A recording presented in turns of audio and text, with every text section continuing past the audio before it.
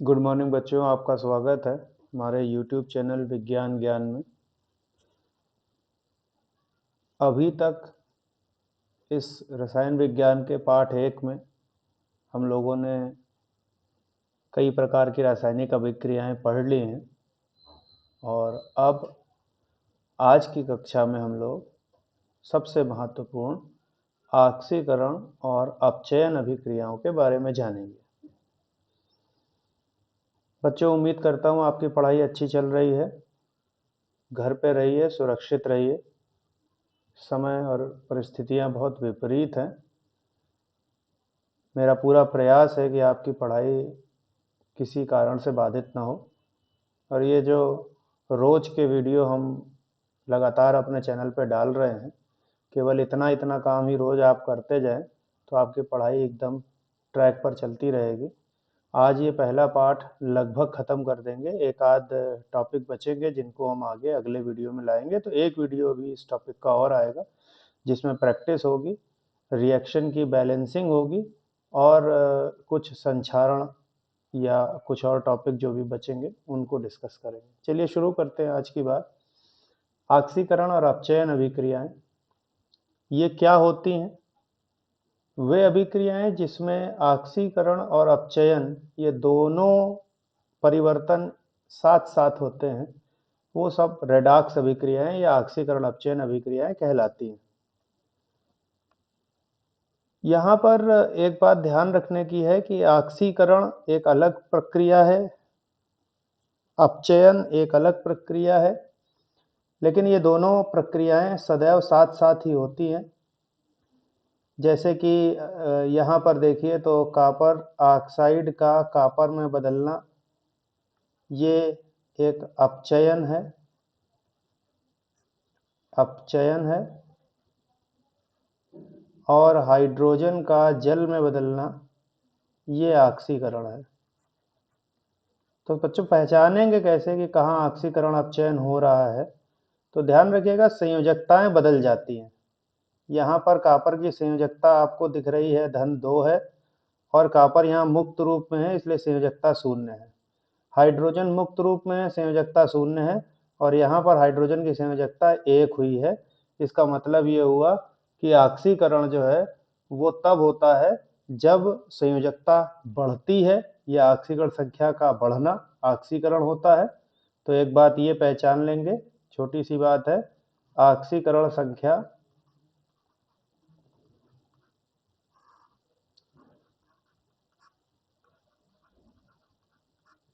का बढ़ना ऑक्सीकरण है,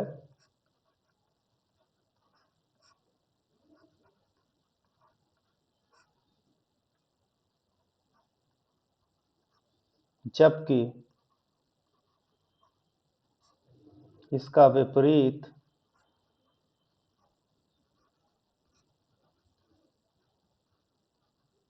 अपचयन है।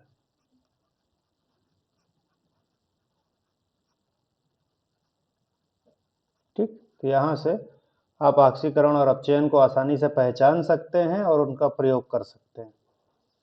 तो आइए चलते हैं ऑक्सीकरण अपचयन में थोड़ा सा आगे चलते हैं। एक बात ध्यान रहे, जिस भी पदार्थ का ऑक्सीकरण होता है उसको हम लोग अपचायक कहते हैं और जिसका अपचयन होता है उसको ऑक्सीकारक कहते हैं। ठीक है, तो जिसका ऑक्सीकरण होता है वो अपचायक होता है, ध्यान दीजिएगा, उल्टा है नाम ये।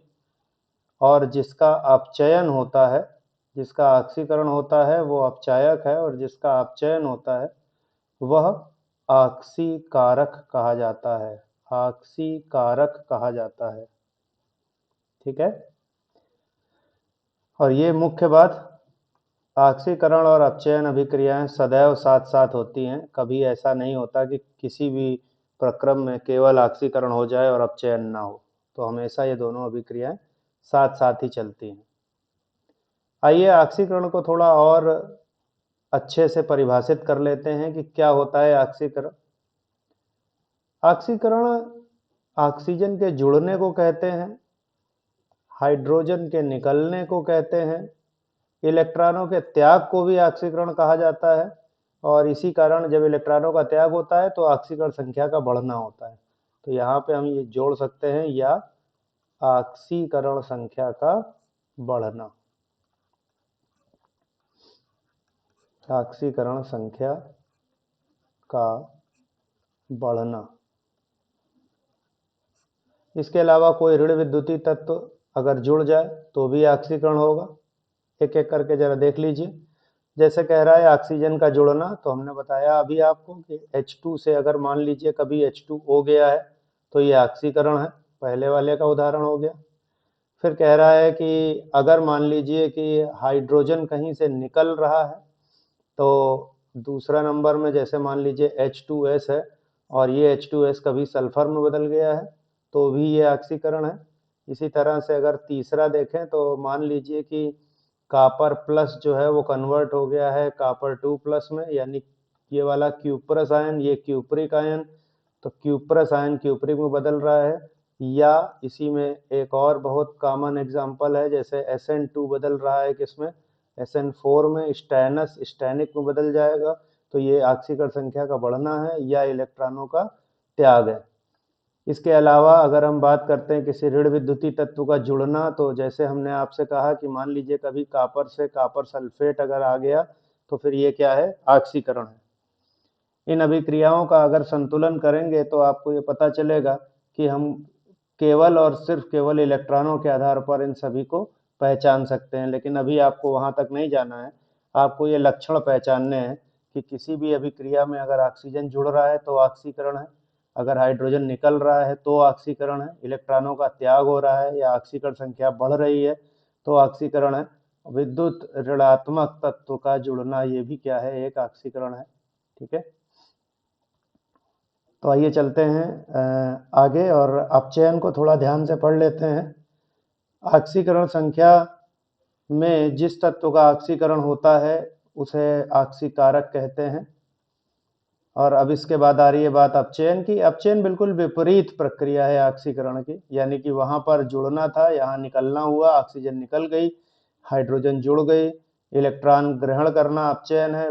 ऋण विद्युतीय तत्व का निकलना या धन विद्युतीय का जुड़ना ये अपचयन है। और खास बात है, किसी अपचयन अभिक्रिया में जिसका अपचयन होता है वो ऑक्सीडाइजिंग एजेंट यानी ऑक्सीकारक कहा जाता है। क्या कहते हैं उसको, ऑक्सीकारक।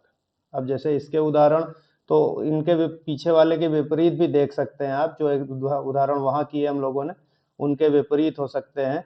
जैसे इलेक्ट्रॉनों का ग्रहण कह रहा है, तो मान लीजिए कहीं आयरन 3 प्लस से आयरन 2 प्लस में आ गया, यानी फेरिक आयन जो है वो फेरस में आ गया, तो वो क्या हुआ, अपचयन हो गया। ठीक है, तो इसी तरह से अगर कभी मान लीजिए कहीं Cl2 जो है वो HCl में बदल गया, तो आपको दिख रहा है कि यहाँ 2 क्लोरीन है और यहाँ पर हाइड्रोजन उसके साथ जुड़ गए हैं, इसका मतलब ये क्या हो गया, अपचयन हो गया। ठीक है ना, तो इस तरह से आप अपचयन जो है पहचान सकते हैं। ऑक्सीजन का निकलना अपचयन है, जैसे मान लीजिए कॉपर ऑक्साइड को आपने अपचयित करके कॉपर बना दिया, या जिंक ऑक्साइड को अपचयित करके आपने जिंक बना दिया, तो यहाँ जिंक ऑक्साइड में ऑक्सीजन उपस्थित है और यहाँ पर ऑक्सीजन उपस्थित नहीं है। तो इस तरह से आप पहचान सकते हैं। ऋण विद्युतीय तत्व का निकलना, जैसे आप मान लीजिए यहाँ पर ये क्या चीज है, Hg2Cl2, ये कन्वर्ट हुआ है HgCl2 में। तो अब यहाँ पर देखो क्या हो रहा है, यहाँ 2 मरकरी पे 2 सिल्वर है, यहाँ 1 मरकरी 2 मरकरी पे 2 क्लोरीन है, यहाँ 1 मरकरी पे 2 क्लोरीन है, यानी ऋण विद्युतीय तत्व जुड़ रहा है। तो ये वाली प्रक्रिया क्या हो गई, ऑक्सीकरण। ये क्या चीज हो गई, ऑक्सीकरण, क्योंकि ऋण विद्युतीय बढ़ रहा है। फिर देखें 2 मरकरी पे 2 क्लोरीन है, यहाँ 1 मरकरी पे 2 क्लोरीन है, या यहाँ पे देख लो 2 मरकरी पे 4 क्लोरीन है। इसका मतलब यहाँ ऑक्सीकरण हो रहा है। लेकिन अपचयन क्या होगा, जब इसका उल्टा हो जाए, यानी कि HgCl2 अगर कभी कन्वर्ट हो जाए किसमें, Hg2Cl2 में, तो ये अभिक्रिया जो है वो अपचयन की अभिक्रिया होगी। ऑक्सीकरण को अंग्रेजी में ऑक्सीडेशन कहते हैं और अपचयन मतलब रिडक्शन। तो इस तरह से आप ऑक्सीकरण और अपचयन को पहचान सकते हैं और ये बहुत महत्वपूर्ण है। आगे कक्षा 10 कक्षा 11 आगे की कक्षाओं में बहुत ज़रूरत पड़ेगी इनकी। अब देखिए यहाँ पर कुछ अभिक्रियाएं आपके सामने हैं और आइए चलिए हम लोग पहचानते हैं कि कहाँ ऑक्सीकरण हो रहा है और कहाँ अपचयन हो रहा है। पहले सब में हम लोग अपचयन पहचान लेते हैं। देखिए जिंक ऑक्साइड जो है वो जिंक में गया है, इसका मतलब ऑक्सीजन का निकलना, और ये चीज जो है ये अपचयन है। क्यों अपचयन है? क्योंकि यहाँ पे हम कह रहे हैं कि ऑक्सीजन का निकलना हो रहा है।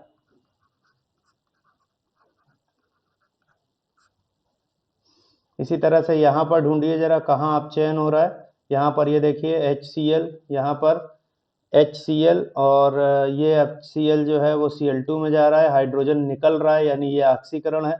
दूसरी तरफ यहाँ पर देखिए ऑक्सीजन यहाँ से जा रहा है, यहाँ +2 इसकी ऑक्सीकरण संख्या है, और +2 नहीं +4 है, और यहाँ पर इसकी ऑक्सीकरण संख्या +2 है। तो इसका मतलब यहाँ से जब आप यहाँ आएंगे तो ये भी क्या चीज़ है, ये भी अपचयन है। अब यहाँ पर अगर देखें तो KMnO4 में Mn की ऑक्सीकरण संख्या 7 है, और MnO2 में ऑक्सीकरण संख्या, या MnSO4 में ऑक्सीकरण संख्या 2 है। तो ये भी कहीं ना कहीं क्या हो रहा है, अपचयन हो रहा है। अपचयन को बेटा अंग्रेजी में हम लोग अपचयन को अंग्रेजी में रिडक्शन कहते हैं, रिडक्शन। और रिडक्शन का मतलब आपको मालूम है, अंग्रेजी में अगर पढ़ें तो इसका मतलब होता है घटना, डिडक्शन, है ना। तो क्या चीज घटती है, ऑक्सीकरण संख्या घटती है। क्या चीज घटती है, ऑक्सीकरण संख्या घटती है।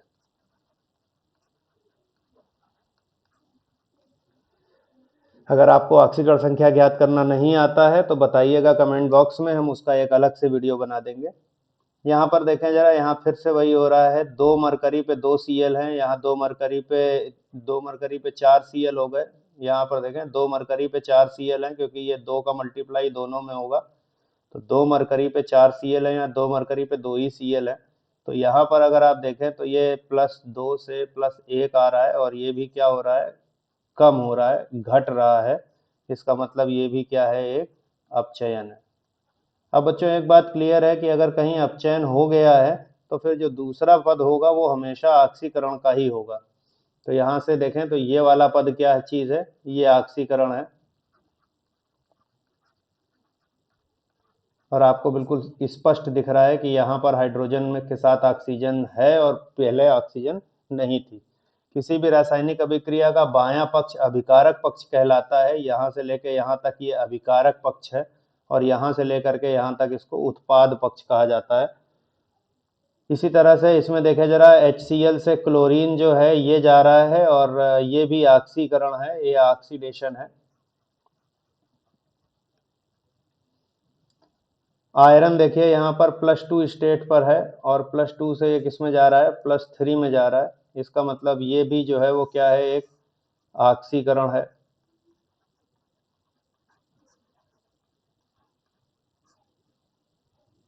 और टिन को देखिए, स्टेनस से स्टेनिक, +2 से +4 जा रहा है, और ये भी क्या है, ऑक्सीकरण है। एक कंफ्यूजन सबको रहता है, तो मैं सोच रहा हूँ यहीं पर थोड़ी सी बात कर लेते हैं। जैसे हमने बताया टिन की 2 संयोजकताएं हैं, एक Sn+2 और एक Sn+4, और ये जो है वो स्टेनिक है और ये स्टेनस है। ठीक है, जैसे कि मैंने आपको बताया कि यहाँ पर आप कुछ और भी उदाहरण ले सकते हैं। आयरन के लिए बात कर लीजिए, आयरन +2 स्टेट पर है और आयरन +3 स्टेट पर है। ऐसी 2 स्टेट आपको दिख रही हैं आयरन की। एक आयरन जो है वो आयरन +2 स्टेट पर है, और एक आयरन जो है आयरन +3 स्टेट पर है। ये वाला जो है वो फेरस है, फेरस आयन है, और ये वाला आयन जो है वो फेरिक है। अब फेरिक को अगर आप अंग्रेजी में लिखें तो FeRRic, यानी इक। तो ये इक संयोजकता क्या होती है, ध्यान से सुनिएगा मेरी बात को। यदि किसी आयन में परिवर्ती संयोजकता प्रदर्शित होती है तो जो ज्यादा वाली संयोजकता होती है, जो ज्यादा वाली संयोजकता होती है, यानी कि जो अधिक संयोजकता होती है, यानी कि जो अध इक संयोजकता होती है वही इक होती है। यहाँ पर भी अगर आप देख लें तो इस टैनिक में देखें तो यहाँ फिर से आपको दिख रहा है कि ये IC आ रहा है। तो इस तरीके से इक संयोजकता को आप बहुत आसानी से पहचान सकते हैं कि क्या चीज़ है ये इक संयोजकता।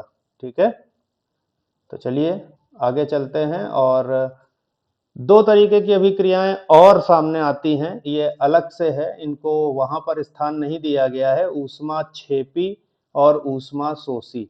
अंग्रेजी में इसको ऊष्माक्षेपी जो होती है इसको एक्सोथर्मिक कहते हैं, एक्सोथर्मिक, और ऊष्माशोषी को इंडोथर्मिक।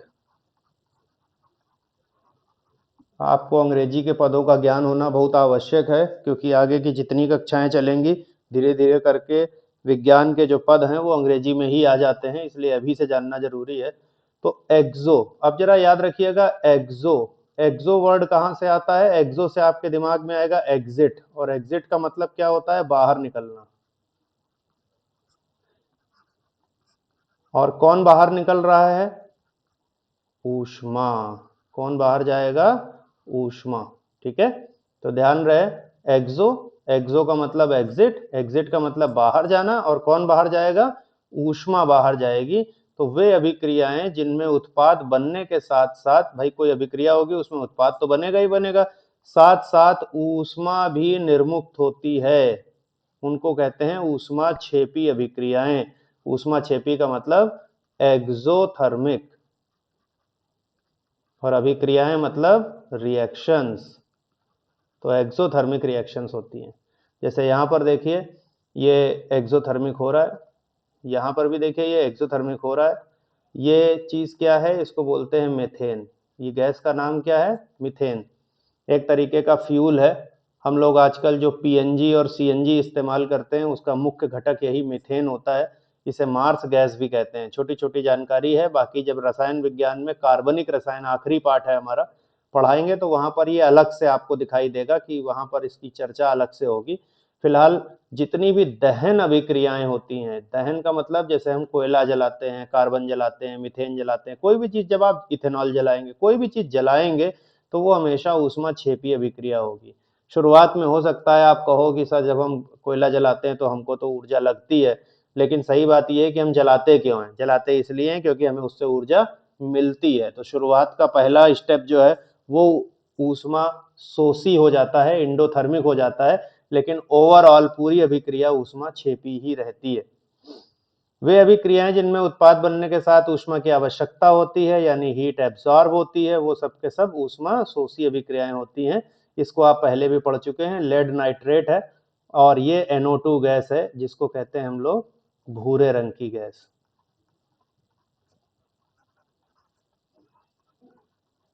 ठीक है, नाइट्रोजन की अकेली ऐसा ऑक्साइड है जो भूरे रंग का होता है। तो ये जो अभिक्रिया है ये बहुत ज़्यादा इम्पॉर्टेंट है, हमने पहले भी आपको बताया था, आज दोबारा हमने इसका प्रयोग किया है इसीलिए अपनी स्लाइड में, ताकि ये अभिक्रिया आपके दिमाग में बैठ जाए। और आइए अब चलते हैं जरा कुछ खास प्रश्न जो हम आपके लिए छोड़ रहे हैं, इनको हल करेंगे आप, और हल करने के बाद हमसे इनकी चर्चा करेंगे। तो सबसे पहले आपको योगात्मक अभिक्रिया और प्रतिस्थापन अभिक्रियाओं में अंतर स्पष्ट करना है। ऊष्माक्षेपी ऊष्माशोषी में प्रतिस्थापन और द्विविस्थापन अभिक्रिया। इसी तरह क्या होता है जब लेड नाइट्रेट क्रिस्टल को गर्म किया जाता है, फेरस सल्फेट को गर्म किया जाता है, और मीथेन गैस को वायु की उपस्थिति में जलाया जाता है। तो ये 6 छोटे छोटे सवाल हैं, इनको तुरंत अपनी कॉपी में अभी हल करें और हमें दिखाएं। आपका दिन शुभ हो। धन्यवाद।